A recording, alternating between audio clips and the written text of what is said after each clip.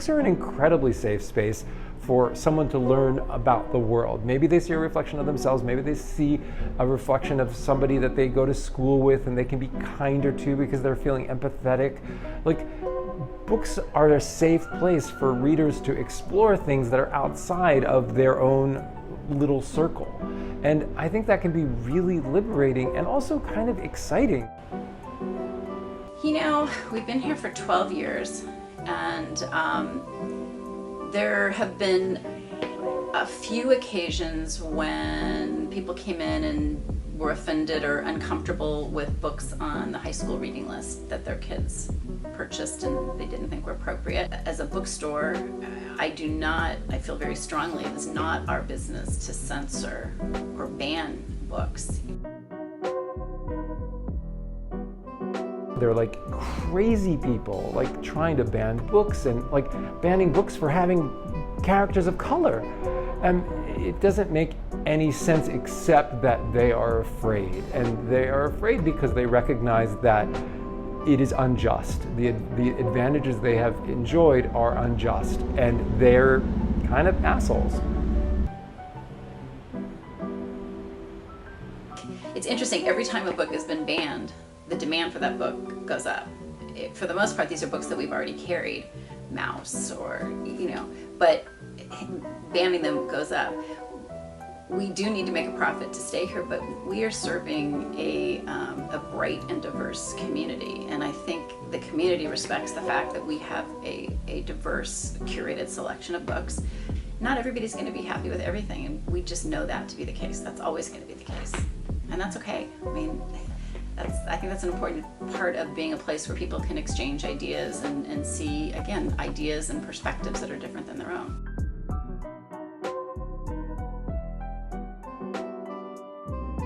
There's been so much systemic sanitization of history for the protection of the people in power. And who writes history? It's often, the joke is, right, it's the winners. The people that win the wars are the ones that write the history of the war.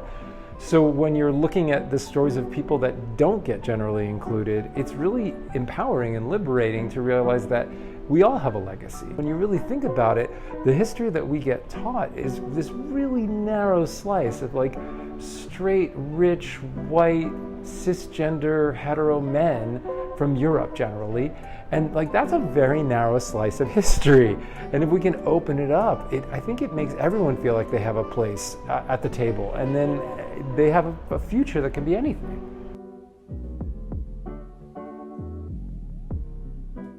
I feel like a lot of what I'm doing as an author is reclaiming history and trying to find a place for me in history.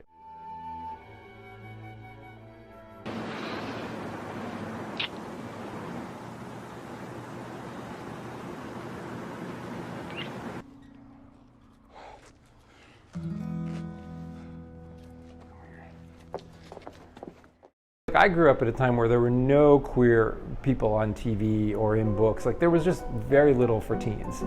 And it didn't make me not gay. It just made me feel incredibly isolated and lonely. Like, when I discovered the letters that Abraham Lincoln wrote Joshua Fry Speed, it kind of blew my mind. And I was like, wait a minute, maybe they were in love. And the idea of knowing that when I was a kid, when I was 11 years old, if I'd known that Abraham Lincoln was in love with another guy, it would have completely changed the trajectory of my life. I needed to see me in history. I needed to feel like I belonged, like I had a place. People are often object to things that are unfamiliar or that they're uncomfortable with. I think often this is the case. People need to see their experiences in books, and some of the books make people uncomfortable are because they're not familiar with it. But I think, there are kids out there who need to see their experience reflected in books. And I really feel like we would not be doing our job if everything in here was just a very vanilla, same. A bookstore has almost a moral obligation, as you said earlier, to be a place where people can encounter and engage with new and different ideas. Maybe that they agree with, or maybe that they don't, or that they haven't even considered before. So it's a place to open your mind and to learn, and we always want to be that.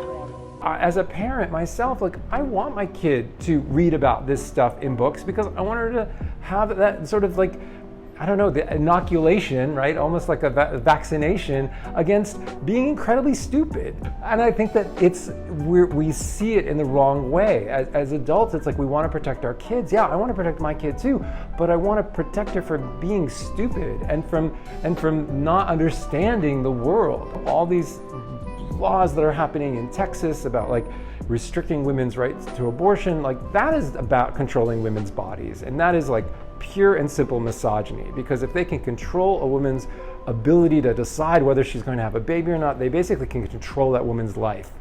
And there are these structural things in our culture that connect misogyny and homophobia and racism, and we really need to look and see, like, if enough of us stand up and be like, hey, no, we're going to stand up for each other, then I think we can start to shift the cultural conversation. We gotta get to this place where we're a little more generous with, with our privilege. And those of us that have privilege, like me, I'm gay, but I'm a white man, we have to use our privilege to try to make things better for everybody else. Because it's enough of it already. Enough with patriarchy, I'm exhausted. They've had a very significant moment in the spotlight, and it's time to share. Just last question, so what would you tell people who are afraid to tell their own story? Oh, come on, the world needs it.